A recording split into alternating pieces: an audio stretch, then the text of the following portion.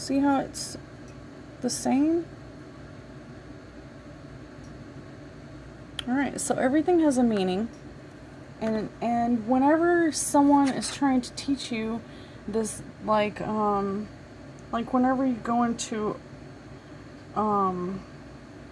like, okay, for example, let's just take a look here.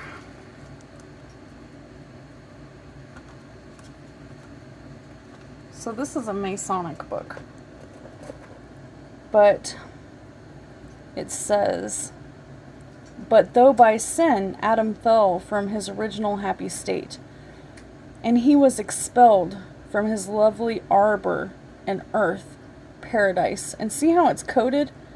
Can you see how that looks like an F instead of an S? It's written in code. This is to slow people down who don't really know how to read that well. "Into the wide world, he still retained great knowledge, especially in geometry." So, see, a lot of people think that we didn't know anything, that we weren't able to know these principles back then, but look, it's right here. It says right here that Adam knew about geometry, okay? "Remaining in the hearts of his offspring, having parcels of time been drawn forth in convenient method of propositions." So this is exactly where all religions come from. This is where all, if you look back into ancestry, you'll see that your ancestors, you know, they believe these things. And like, I have my ancestral Bible. It's got a bunch of books in the Bible that I had never even heard of. It's got the Apocrypha in it.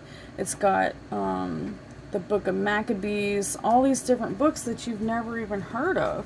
So, so then I started looking into like the archetypes.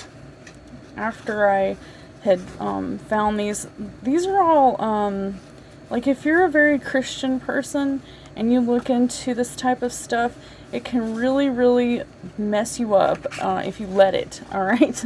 So you have to be careful treading in things that you don't really understand.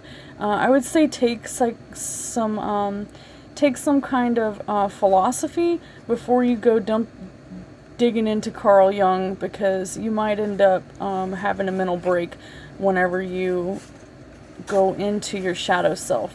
Alright, so that's what this is really all about, is your shadow self. So how do you integrate your shadow? You must integrate the shadow and not the other way around. Otherwise, you will be enslaved to the shadow self. This is the first stage. Okay? So how do you find this shadow? How do you know? Well, I had no idea. I had Googled it, and I went to a YouTube video, and there was this lady that looked like some kind of white witch. And she had this test. Before I even could watch one YouTube video about it, I got an ad to take a test. So I did. I logged in, I took a test. It said that I had abandonment issues. Really, really pissed me off. I was like, no, that's bullshit. I don't have abandonment issues. There's absolutely nothing wrong with me. You know, but the longer I thought about it, the more I realized that that may not be a lie. Maybe I should embrace it. Since that's what that's what they say to do, is, you know, denial of your shadow or your negative traits. Like, say that you are indeed bipolar, and you don't want to admit that you're bipolar. You can't overcome it if you don't admit to it. And just because the doc wants to put you on a bunch of meds doesn't mean that you have to do it. But you definitely need to do something, because it can cause suicidal tendencies. You know, it can cause emotional control issues. It can make you face your fears. It can help you get to enlightenment, alright? It can help you overcome the darkness of your conscience, alright? So, like the fight or flight symptoms that you get. Okay, I don't know how many of you have been feeling this, but since Mercury went retrograde in that solar eclipse, I have just had this overwhelming fight or flight mode going on, and And every little thing just gets under my skin, and I literally just cut everybody off in my life that's pissing me off. And it's okay to get upset. It's okay to throw a hissy sometimes, especially if you've got people running over you. You don't want to become a doormat, but at some point you have to look in the mirror and see that you're the one who's the narcissist, not everybody else. And that's what my narcissist readings are all about. I usually lay down the first layer of cards I lay down a layer of cards straight from the actual, the actual tarot cards first. Then, or I'll do Oracle deck. And then I pull the narcissist cards, and then I'll pull one of these other decks that I made to help you overcome. So that's why I made these decks, because I like to lay down the problem, and then maybe what caused it is your narcissist. So is it you that's the narcissist? So it's hard to tell. I mean, nobody can tell if they're the narcissist.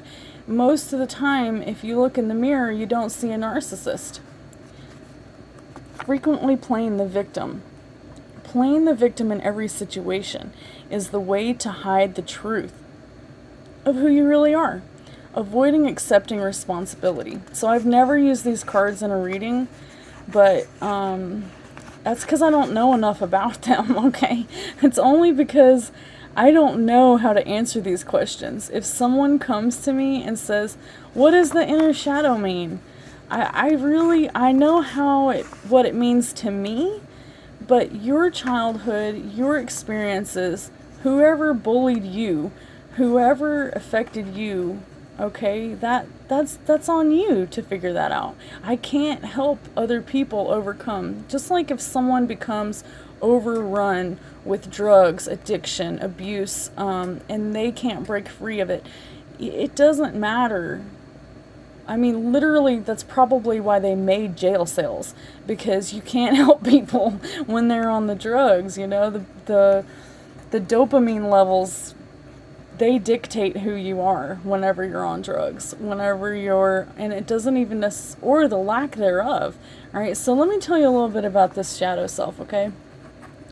So this picture right here is a picture that what Carl Jung did was he said that if you, for example, okay, so he started studying psychology. And I really like Carl Jung because he's epileptic. And he was like, oh, that's bullshit. I'm not epileptic. I was just like, what? What do you mean? What do you mean you're not? So that's the first thing that he said in one of the books I was reading. I bought a book on him. So he's talking about all these people who have had these traumatic experiences. And he gives them a journal, a dream journal, right? Well, if you're epileptic like me, and you've been on medication all your life, you don't remember your dreams. You don't remember any of them. But like myself, many people who are epileptic have seizures while they're sleeping. I'm able to drive. I'm able to do a lot of things. Like some people won't even go skiing. They won't go and do anything that they could fall off of the ski lift and die if they had a seizure. They're not going to do these things because they could die.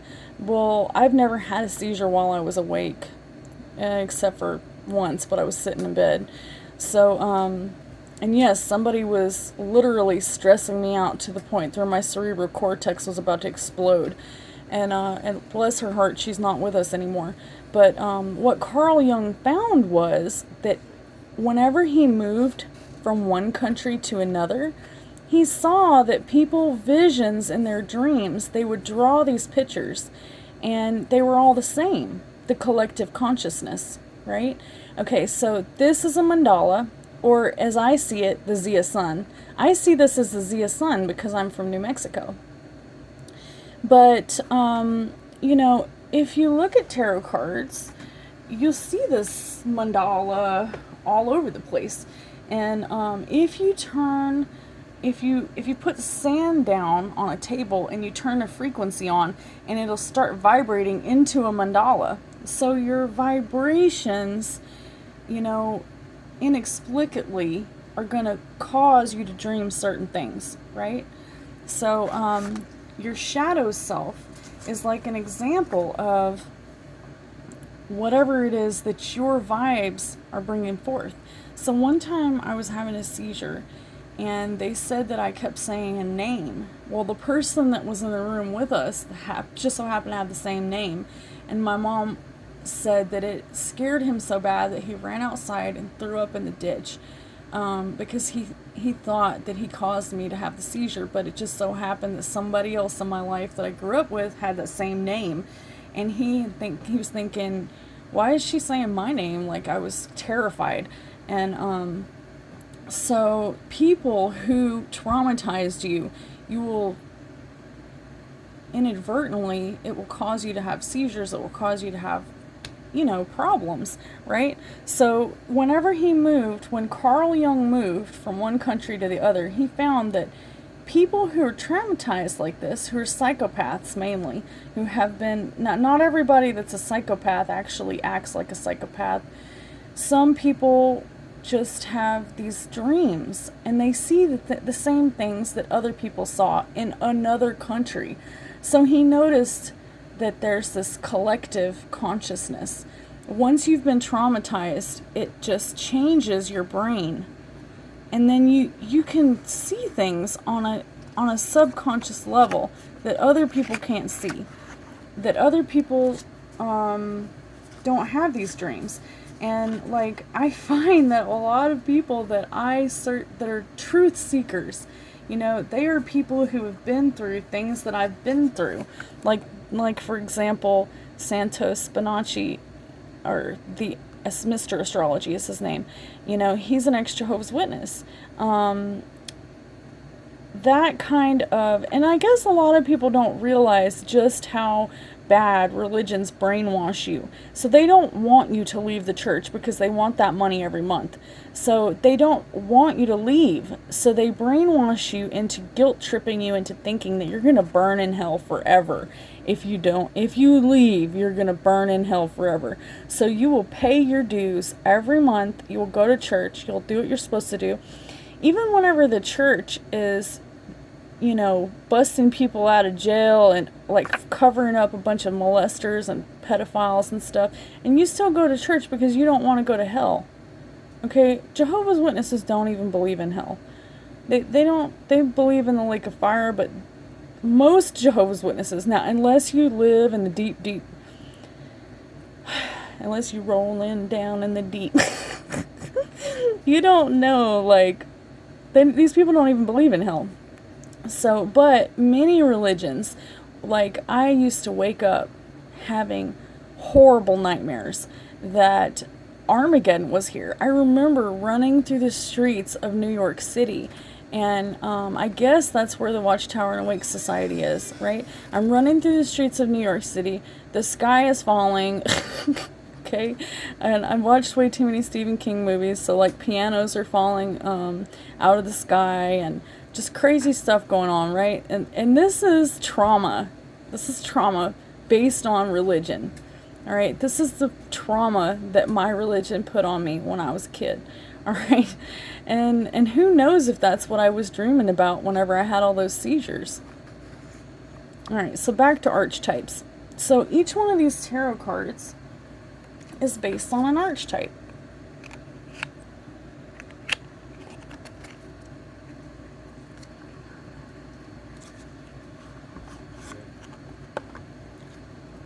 Alright, so as you can see, the Tarot Illuminati, like, okay, so I looked it up online, and people were like, oh, this doesn't have anything to do with the Illuminati.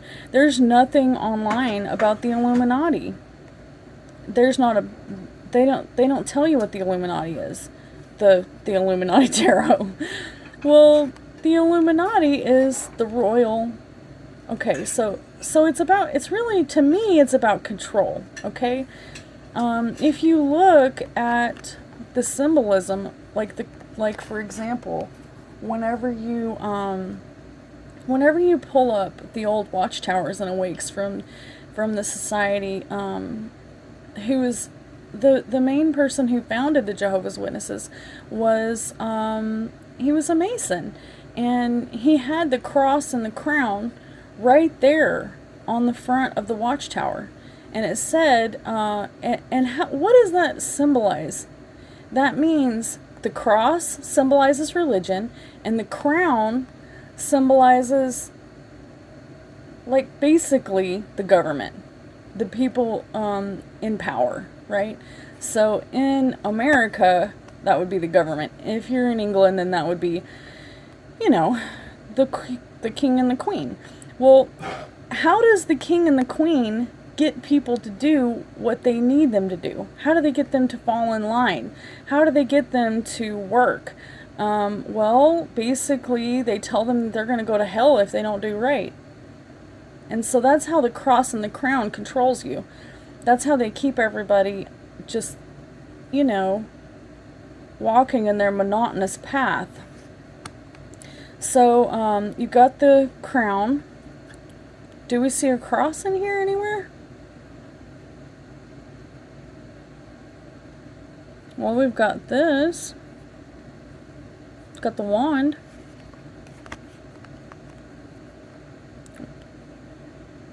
Anywho, so the castle, there's always like some type of control mechanism. So a really good example of this is, I'm going to tell you all a little story about my experience when I first realized that this is still going on today. So there's laws against this. It's called the separation of church and state. And whenever you go in and you start, you start a business online, and you're really trying to get your followers, and you're really trying to get your money, if you don't tell people what they want to hear and you don't sugarcoat it, you're not going to get a whole lot of followers. It's just not. It doesn't matter how much knowledge you have. It doesn't matter what you say. If you're not just babying people and just really telling them what they want to hear, they're not really going to, follow you. And that's okay, because I'm not, that I did find that I've been doing this for a year. I only have 70 subscribers, so I'm kind of down on myself about it. But the truth of the matter is, I don't do this in order to get followers or subscribers. I do this to help people see the truth. That's the only reason. Now, I do think that there is a good reason why the kingdom is there. The kingdom is there to give us structure. The 10 Commandments, the laws of Hermeticism, they're there to teach us right from wrong. They're there to keep us from spiraling out of control. If the townspeople do whatever they want, they burn the kingdom down. And here comes the Tower card and the whole kingdom. How did Robin Hood end, right? Whenever the castle and the kingdom start taking advantage of the people, taxing them to death, working them to death, leaving them starving in the streets, then the Tower card comes and the kingdom falls. All right? So that's what that's all about right there. That's what this symbolizes to me. All right? So the 8 of Cups, this one's a really good one. It's just, it has to do with the moon. What's the moon? The moon is a sign of Cancer, I feel. So they're feeling very, like they don't know if they want to come or they want to go. And if you can see down there, 1 foot in, 1 foot out. And a lot of these cards are like that. 1 foot in the water, 1 foot out. They don't know what they want to do. They've got their money. They don't know if they want to run. There's the ships. They could run. So what is the sign? What does the Death card mean? So the Death is associated with Scorpio. Scorpio is associated with Pluto. And it means I desire, a fixed sign, water sign, October 23rd to November 21st. So why do they associate this card with that sign? So somebody, okay, it was Aleister Crowley, he did it. He says, this is associated with this time period so that you can tell people that this is going to happen within this time frame. So that means that the veil is going to be thin between this time, October 23rd to the 21st. Now, people can say it's an ending. They can say it's a new beginning. It definitely is. It's a time when the veil is thinner. All right? And then I bet you, if you look close enough, you'll see a cross and a crown somewhere in here. And it's got the angels. And, you know, it's really about control. Well, why do we need this type of control? Why do we need it? Well, just take one look at what happened whenever they said that, like, okay, here's a good example. Roswell. An alien ship fell to this ground in Roswell, New Mexico. This one's really close to me because I'm from New Mexico. I've seen some really fucking weird shit up in the mountains. So basically, people freak out because the Bible doesn't say anything about aliens. Actually, it does. It says a lot about aliens. It has a lot to do with Planet X, and the angels that fell down were giants. And if you look into Nibiru and where all that comes from, it has to do with giants. Do you see how huge this dude is? He's 10 times bigger than these two.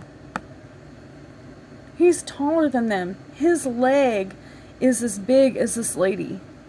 Okay? So it's giants. I mean, you can't even make this stuff up, right? Look at that. Alright, and then the reptilian thing going on in the background. It's all about symbolism and the devil. The devil is holding you down, stopping you from moving forward. If you have addiction, if you have some kind of, you know, ailment that's like chained you to the devil, you know, something that's a negative, like maybe it's any one of the 10 commandments you could choose. Gambling, addiction, you might want to, who knows what it is, but there's always something holding us back. So we have to find whatever the root cause is. So how do you do that? Well, the tarot is meant to help you not be a fool. All right? The first card in the whole deck is the Fool. And I actually just watched a video about this a few weeks ago. And I had watched the same video a year or two ago when I first got my first tarot deck, and I absolutely could not believe, you know, the symbolism. So the first card is the Fool, and the whole story of the tarot, as you go through the cards when they're in order, is the story of how the Fool learned. And by the time you get to the end, I think the very last card is the World card. And once you've traveled the world and you've seen things, you learn. You know, you take your blinders off.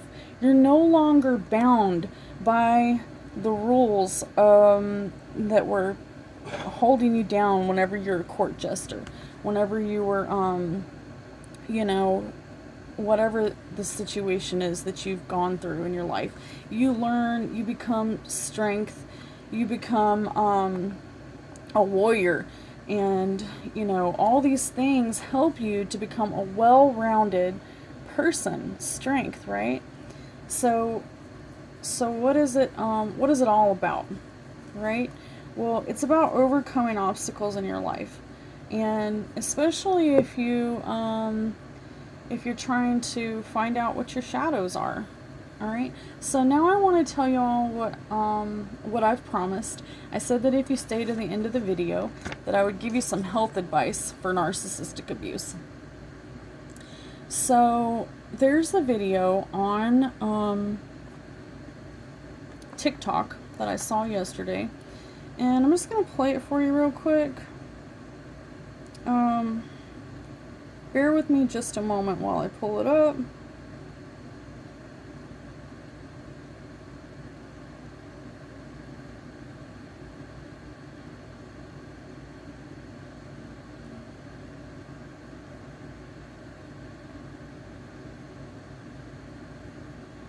Alright, hold on. So I don't think you're going to be able to hear it. Hold on.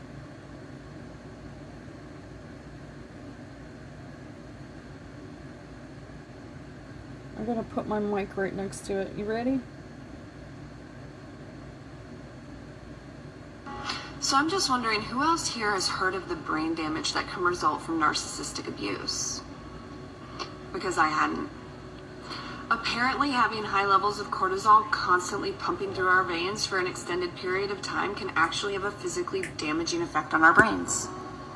Yeah, it can actually shrink and deteriorate our hippocampus, which is in charge of our learning and our memory. And it can swell our amygdala, which is our reptilian brain, and plays a role in our emotional memory, but is also in charge of our fight or flight response. So essentially, this means that we are almost always in a highly reactive state, and our short-term memory is shot. Which also means that it's that much easier for our abuser to push us into a reactive abuse situation, and for them to also gaslight us into believing that we're the problem because we physically cannot remember the situation, events, or circumstances. And so much clicked when I finally learned that. So I'm just wondering. Alright, so if any of you have TikTok and you would like to add this person, it is at RHI_Marie_. Alright, and she just talks about this brain damage from narcissistic abuse. And this kind of blew me away because after I watched it, I Googled cortisol to see if it affects me, stress. Alright, so is cortisol what's causing me to have seizures? Well, I Googled the old medication that I used to be on, and yes, it does help control cortisol. It edits it somewhat balances out your hormones, and it is your hormones that cause your cortisol levels to go up or down. If you're in a fight or flight mode, which, I mean, I don't know if it's just the planets in alignment that are making you a little extra crazy right now or what, but the collective consciousness, anyone out there who's been traumatized has got to be feeling it right now. If you believe, hit the like button, subscribe, and go ahead and get in touch with your shadow self. You'll see the truth, okay?